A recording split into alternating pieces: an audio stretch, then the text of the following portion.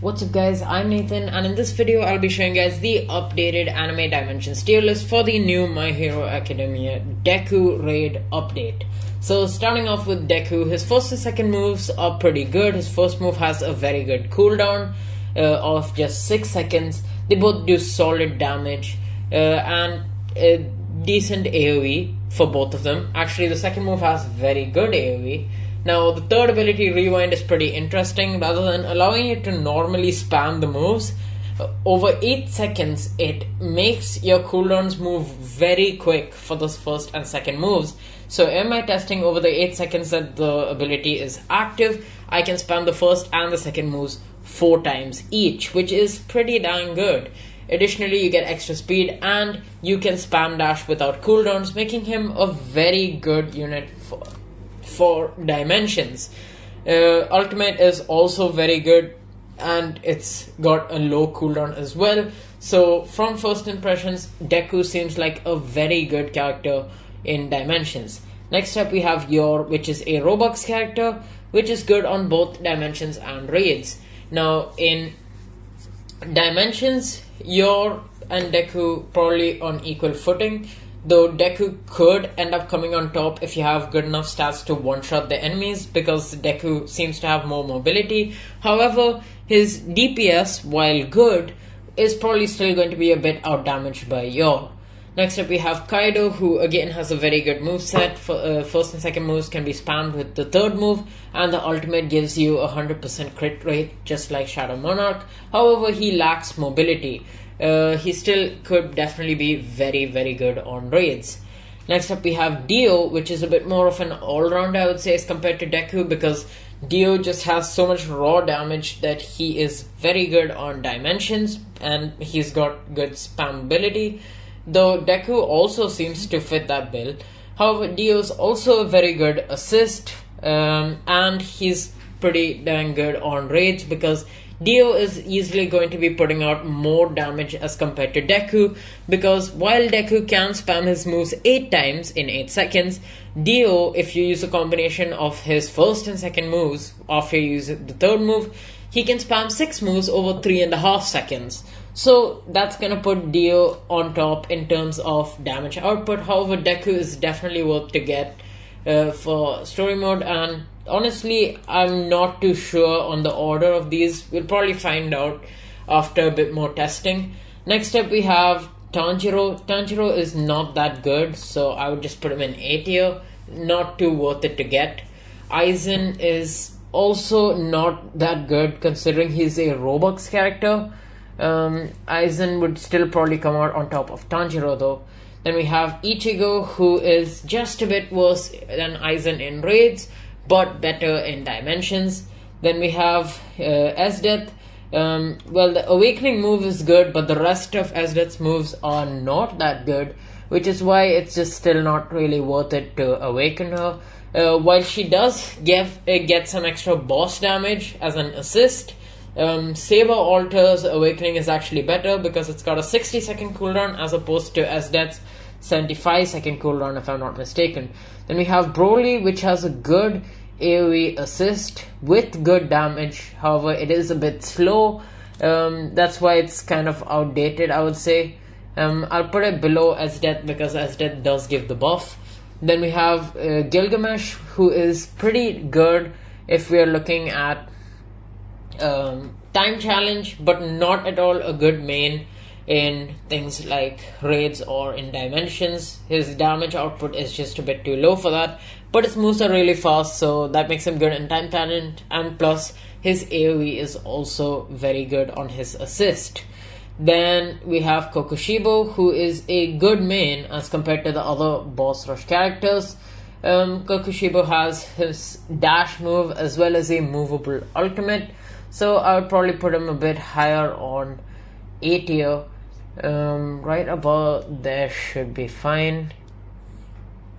Yeah, probably below Aizen as well. Then we have regular Esdeath, which is definitely not that good, because even with awakening it's not quite worth to awaken, but if we're looking at without awakening, well, she's pretty bad. Then we have Karakuri, who is probably still worse than Esdeath, Now, the ultimate will allow you to spam all 3 moves, but it's got a very long cooldown, and the moves don't do much damage at all. Then we have Levi. Levi is actually pretty decent. He's got good mobility, and his awakening makes him quite viable. However, without awakening, his damage is a little bit on the lower end as compared to some other units. Still, it's a pretty good unit. Then we have Naruto. Well, Naruto is again a good assist, so I'll put it right about here. It's got a 75-second cooldown, which is a bit faster than Broly and Gilgamesh, so it's definitely got its plus points. However, he's a horrible main, so if you die and if you end up getting him as a main, it's so bad that you have to reset. So that's kind of what's dragging him down a bit, since this tier list is a bit overall. Now we have Ryuko. Ryuko was another Roblox character who is a decent main and a very good assist, mainly because the assist has a very low cooldown of just 60 seconds. Then we have Alice, who's decent for beginners because Alice has okay DPS and also can be used as a healer. So, I mean, it's overall a decent character, but still not very recommended for just damage output. Then we have Witch Megumin. Witch Megumin has good AoE and stuff, but the damage is just very outdated right now, so I'll probably put her right about here. Rengoku is a good assist, which is why I would probably put him still on A tier. He's pretty decent. He's got a fast cooldown as assist. Damage isn't anything special, but it's alright. Saber is pretty bad. I'm not really going to explain these ones too much in detail. Bakugo has decent mobility, but not too great. Yu-Gi-Oh has good mobility and good AoE on his moves. Gojo is not good for beginners. He's actually pretty bad for beginners if you think about it, because he's pretty hard to use. But if we're talking about someone who has very high critical chance and critical damage, then he is very good, because most of his moves are just single hit, they're burst damage. So if you crit on those hits, you're basically getting double to triple the damage. That's if you crit. So that's why having very high critical chance is a must, and by very high I mean above 60% is going to make him very strong. Then we have Kaneki, who is not that good. We have Megumin, who is also bad. We have Nofumi, which is a support, but a pretty bad support for the most part. Then we have Genos, who is quite decent, top of C tier I would say. Todoroki is alright. Vampire Toga is also okay. Then we have, considering the price, Winter Spirit Leah, or I think this is Amelia, it's also pretty good actually. Then we have Zenitsu, who has good mobility but just a bad moveset. We have Emiya, who has a good moveset for 800 gems, but there are probably better options. Then we have Rimuru, who is pretty good as an assist, especially because it's one of the better AoE characters out of the gem characters. Then we have Asuna, who is probably like the best budget gem character if you absolutely cannot wait until you afford a 1600 gem character. Asuna is really good because she has 2 dash moves and a movable ultimate. It's just a very fun character to use, honestly, but the damage is obviously low compared to the very good 1600 gem characters as well as the raid characters. Zoro is alright for 1600 gems, but Asuna is just a lot better. Same for All Might. Then we have Rukia, who is in D tier, but not too bad actually. Shinra definitely could be good, but the moveset is very good actually. However, the ultimate is just the thing that lets him down. The ultimate is just a bit too bad, I must say, because it's got such a tiny AoE and it barely does damage. Then we have Sukuna, who is decent, but it's not really worth, since there are better options that are even cheaper than him. Gray kind of sucks. Sasuke does have some mobility, Then we have Akaza, who does reset his move cooldowns with his ultimate. Asta is also alright. Itadori is pretty decent for 200 gems. Mostly these characters are good. If you like drop them, then you can use them, but they're not really worth to buy. Then we have Tanjiro, who you get for free after playing for a bit, though by then you probably should already have some good characters. Then we have Natsu, who's okay. Then we have Sakura. Sakura is pretty decent, like if you're a beginner, because Sakura will definitely help you like survive. You're not going to lose at all. Then we have Killua, who's alright. We have Goku, who is one of the worst starters. Ichigo is a good starter. Luffy is the worst starter in my opinion. Deku is a bit better than Goku. And Naruto after the rework is also a very solid starter. Then we have Kirito. Kirito is decent, but it's just better to save up your raid tokens and just get the 3600 raid token ones. It's just much more worth it. Then we have Lancer, who is pretty bad. Like, he's got some mobility, you can say that, but his damage is just extremely low. Yorichi is pretty good. He's a decent assist. He used to have a glitch that made him very overpowered. Now he's alright as a main and as an assist, but not amazing at either of those. Nezuko is mainly good on boss rush. It's just one of the best gem characters that has ever existed. Even without Kurumi, she is an absolute beast at just pure damage output. Then we have Demon Lord Rimuru. Demon Lord Rimuru is like literally going to be in B tier. Probably, actually I would even put Kirito here at B tier. Mainly, like, if you're talking without Awakening, it's just more like for beginners. Demon Lord Rimuru has an okay moveset, but very low damage output, and the lifesteal is more of a beginner kind of thing. Then we have Priestess. Priestess is decent as a support, actually a pretty good support. So Priestess will probably get a spot right there. Karakuri, actually I would probably put Karakuri in. I might move these characters down to B tier because they're not that good, to be fair. Then we have, even Priestess is more like a good for beginners character. Then we have Milim, who is very good because of her extremely high pet energy gain. Damage and AoE is nothing insanely special, but just the high pet energy gain kind of carries her. Saber Alter has a solid moveset with good damage output. Eren is pretty decent, but he got nerfed quite a lot, so he's not too viable to use anymore. Then we have Infinity Gojo, who under normal circumstances is obviously better than regular Gojo, but other not normal circumstances, aka when you have very good stats, regular Gojo can potentially put out more damage. However, Infinity Gojo is a pretty good assist. Now, Esdeath, Shadow Esdeath is gonna probably go down to like B tier. Even for regular Esdeath, I would probably put it on B tier, I'm not gonna lie, because regular Esdeath 2 is not particularly good.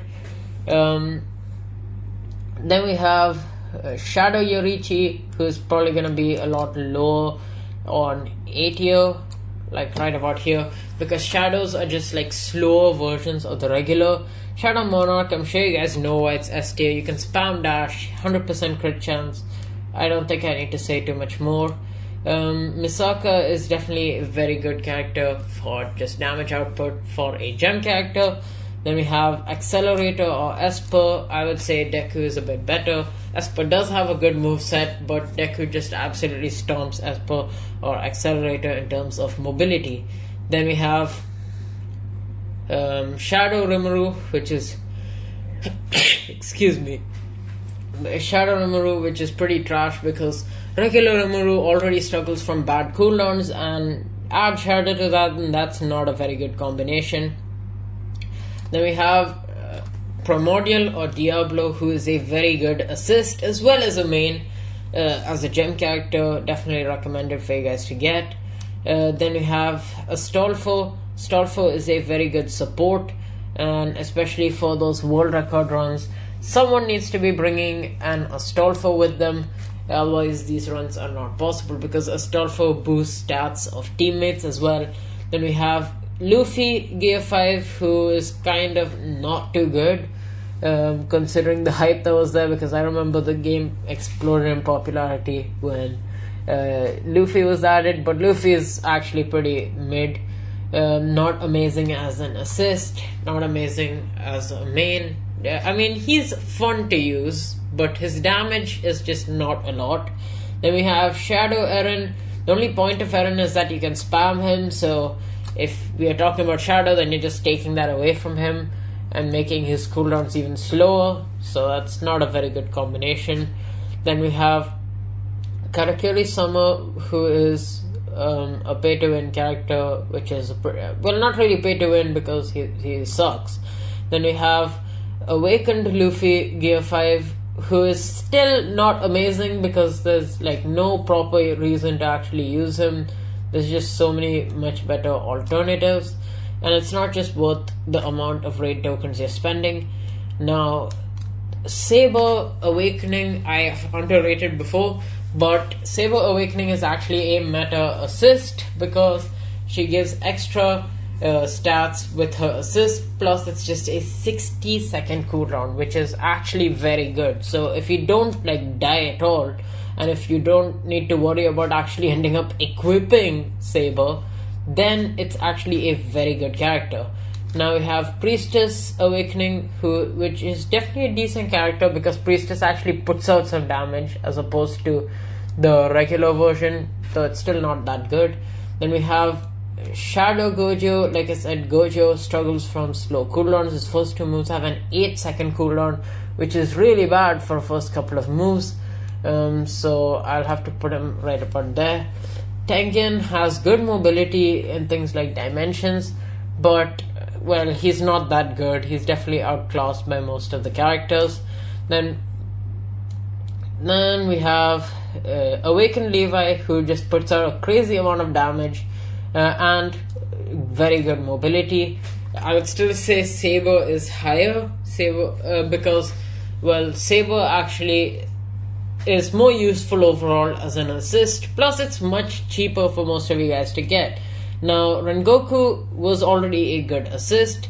The Awakening, well, doesn't help it too much. I mean, it gives him a buff, but there's just better assists that are there right now. He's still decent. I'll put him right about here. Maybe a bit higher. No, this is about fair for Rengoku.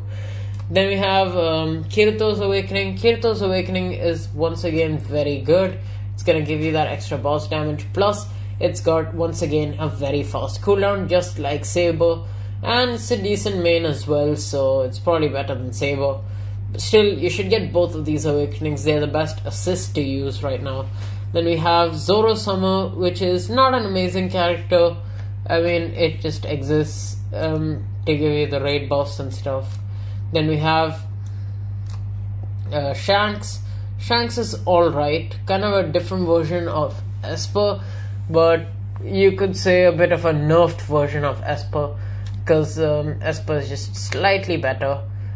Shanks is still decent in every game mode. Then we have Shadow Esper. Shadow Esper is basically a slower version, so it's definitely going to be a lot lower, not an S tier, because Esper or Accelerator himself is just barely hanging on to S tier, just because he's got good utility as a main and assist, and in dimensions as well as raids. Then we have Rimru's Awakening, which is actually quite decent. Rimru's Awakening gives him an extra move, plus it makes his assist even better. Still, I would say get Saber's Awakening first, and then consider Rimru's if you have a lot of extra gems. Then we have Priestess Shrine. Decent character, not amazing though. Obito, very good for time challenge because you can actually aim his move. Vampire Luffy is okay, but not particularly good, so I'm just gonna put him in like right about here. Then we have Naruto's Beast Awakening, which is again an insanely good character. I'll probably go ahead and put it right about here. Now, between Naruto and Deku, I'm actually not too sure, because Naruto is definitely a good character in both dimensions and in raids, but Deku just seems to be putting out a bit more damage, or maybe at least the same damage at the very least. And, well, he just got more mobility due to the spam dash. Plus, I mean, you don't have to awaken him, unlike Naruto, and he's currently obtainable. So for now, I'm gonna actually put Deku above Naruto. However, Naruto is still extremely good. Then we have Chainsaw. Chainsaw is again another kind of disappointment of a raid character. Like, it's got a good moveset, but the damage output is just insanely low, which just, yeah, it just takes everything away from him. Then we have Ichigo Final, which is again a very, very good character. Extremely good, top 2 for dimensions. I'm not too sure if Deku can somehow replace that because of the spam dashing. We'll have to find out in the future, because I don't have like the stuff to actually try for getting a really fast time to compete with those pros. So we'll have to wait for them to actually try him out and see if he's viable at all. Well, he definitely has his place for dimensions, but his damage is a little bit lower as compared to the other characters that are also used. Then we have, additionally, the main reason why is because for Shadow Monarch, his dashes also do damage. So while you are dashing past all the enemies, you are also killing them. But the thing is, with spam dash, like, even when we saw Ultra Instinct Goku, like, just from first impression from seeing his moves, you would think that, damn, this guy is meta for dimensions, because you can literally spam dash for a whole 10 seconds. Well, Deku is pretty close as well, but his moveset it's just not going to help him a lot on that, because his moveset just does not do enough damage, and there's no point if you can just dash through everything but not actually kill them. So Sunjin Wu's dash helps in mobility as well as killing the enemies while you are moving, which is why he's the best Dimensions character for ever since his release. But for Deku, it's like you've got to kill the enemies with the other moves, because his spam dash move literally does no damage, and what it's just gonna help is to reach one group of enemies to another group of enemies, because his dashes don't actually do damage. Hopefully you guys understood what I was saying there. Then we have Power, which is definitely a good gem character. We have Makima. Makima, I would say, well, Makima I would probably put below Deku, because Makima is extremely, extremely good on raids. But first of all, it's a Roblox character, not everyone can get it. And also, well, she's not that good on dimensions. Then we have Goku Ultra Instinct. I basically already explained his moves when I was talking about Deku.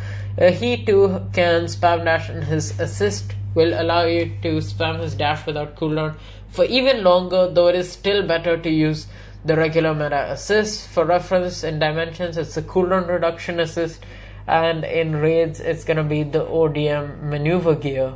Deku is probably still going to not Deku, Goku is probably still going to be quite high up. Then we have Christmas Alter. Christmas Alter is the best gem character right now, especially paired with the Kurmi pet, because she has the highest pet energy gain in the game. And lastly, we have Onihime, who is probably the best gem character for a beginner, because while the damage is pretty meh, it's kind of lacking.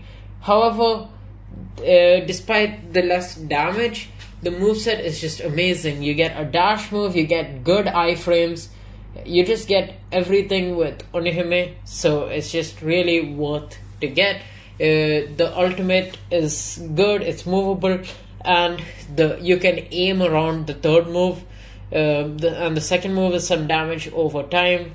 with good AoE. So like just everything about Onihime or Yamato's moveset is amazing. So that's pretty much it for the tier list. Thank you guys for watching. Make sure to like and subscribe if you haven't already, and join my Discord server if you want to, and I'll catch you guys in the next video. See ya.